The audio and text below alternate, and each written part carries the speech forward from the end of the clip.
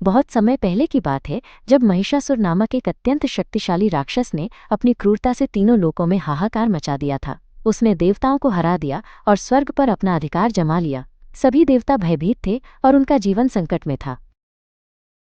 महिषासुर के अत्याचारों से सिर्फ देवता ही नहीं बल्कि ऋषि मुनि और साधारण मनुष्य भी त्रस्त थे।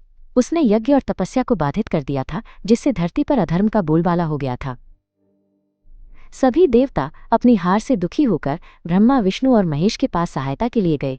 उन्होंने अपनी सारी व्यथा उन्हें सुनाई और महिषासुर के अत्याचारों से मुक्ति दिलाने की प्रार्थना की। देवताओं की पीड़ा सुनकर त्रिदेव ब्रह्मा, विष्णु, महेश क्रोध से भर गए। उनके मुख से एक दिव्य प्रकाश निकला जो एक दूसरे में मिलकर एक विशाल ज्योतिपुंज बन गया। ये ज्योतिपुंज इतना तेजस्वी था कि उसकी चमक से तीनों लोक प्रकाशित हो उठे। जब सभी देवताओं ने अपनी शक्ति का अंश दान किया तो उस ज्योतिपुंज की चमक और भी बढ़ गई।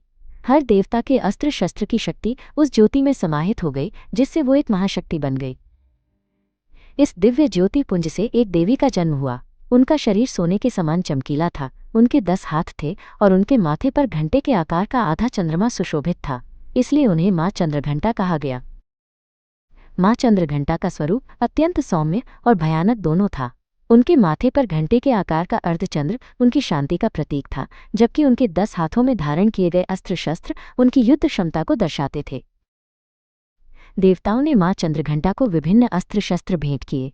इंद्र ने उन्हें वज्र, विष्णु ने चक्र और शिव ने त्रिशूल दिया। सभी देवताओं ने उन्हें अपने अपने अस्त्र शस्त्र दिए और एक शक्तिशाली शेर को उनकी सवारी के लिए प्रस्तुत किया। माँ चंद्रघंटा ने महिषासुर को युद्ध के लिए ललकारा। उनकी दहाड़ इतनी भयंकर थी कि उसकी गूंज से तीनों लोग कांप उठे। महिषासुर ने इस दहाड़ को सुना और क्रोधित होकर अपनी सेना के साथ युद्ध के लिए तैयार हो गया। युद्ध के मैदान में महिषासुर की सेना में हजारों राक्षस थे जो भयंकर गर्जना कर रहे थे। वे अपनी तलवारें और गदाएं लेकर देवी पर हमला करने के लिए तैयार थे। महासंग्राम शुरू हुआ। माँ चंद्रघंटा अपने शेर पर सवार होकर महिषासुर और उसकी विशाल सेना से भिड़ गईं। उनकी तलवार की चमक से आकाश में बिजली कौंधने लगी। माँ चंद्रघंटा ने अपने 10 हाथों से एक साथ कई अस्त्र शस्त्रों का प्रयोग किया। उन्होंने अपनी गदा से राक्षसों को कुचला और अपने त्रिशूल से उनका संहार किया। उनकी शक्ति के आगे कोई भी राक्षस टिक नहीं पाया। उन्होंने अपनी धनुष से बाणों की वर्षा की, जिससे सैकड़ों राक्षस एक साथ धराशायी हो गए। उनके घंटे की ध्वनि से राक्षसों के कान बहरे हो गए और वे भ्रमित होकर भागने लगे। अपनी सेना को हारते देख महिषासुर क्रोध से आग बबूला हो गया। उसने अपना भैंसे का रूप धारण किया और एक विशाल चट्टान को उठाकर देवी पर फेंका। माँ चंद्रघंटा ने अपने त्रिशूल से उस चट्टान को टुकड़े टुकड़े कर दिया और फिर महिषासुर पर सीधा प्रहार किया। त्रिशूल उसके सीने में घुस गया और वो दर्द से चीखने लगा। अंत में माँ चंद्रघंटा ने महिषासुर को घेर लिया। उन्होंने अपने त्रिशूल से महिषासुर के शरीर पर प्रहार किया। महिषासुर अपने भैंसे के रूप से बाहर निकलकर एक मानव रूप में आया, लेकिन देवी ने उसे भी परास्त कर दिया। महिषासुर का अंत देखकर सभी देवता और ऋषि मुनि प्रसन्न हो गए। स्वर्ग में फूलों की वर्षा होने लगी और चारों ओर देवी के जयकारे गूंजने लगे। महिषासुर का अंत हो गया और तीनों लोकों में शांति लौट आई। देवताओं ने माँ चंद्रघंटा की जय जयकार की और उन पर फूलों की वर्षा की। माँ चंद्रघंटा ने सभी को आशीर्वाद दिया।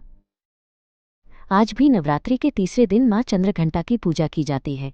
इस दिन भक्त सुनहरे रंग के वस्त्र पहनते हैं क्योंकि ये रंग माँ को प्रिय है। वे उन्हें चमेली के फूल और दूध से बनी मिठाइयाँ अर्पित करते हैं। पूजा के दौरान भक्त माँ को दूध से बनी खीर और मिठाइयाँ चढ़ाते हैं। वे सुनहरे रंग के कपड़े पहनकर माँ के सामने बैठते हैं और उनकी स्तुति करते हैं। माँ चंद्रघंटा की पूजा से भक्तों को न केवल शक्ति और साहस मिलता है, बल्कि उनके जीवन में शांति और स्थिरता भी आती है। वे सभी प्रकार के भय और नकारात्मकता से मुक्त हो जाते हैं। माँ चंद्रघंटा का मंत्र है पिंडज प्रवरारूढ़ा चंडकोपास्त्र कैर्युता प्रसादम तनुते मह्यम चंद्रघंटेति विश्रुता।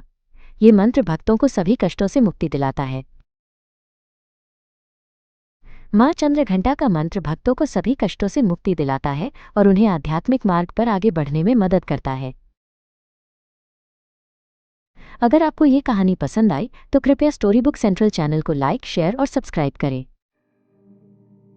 हम आपके लिए ऐसी ही और भी अद्भुत कहानियाँ लाते रहेंगे।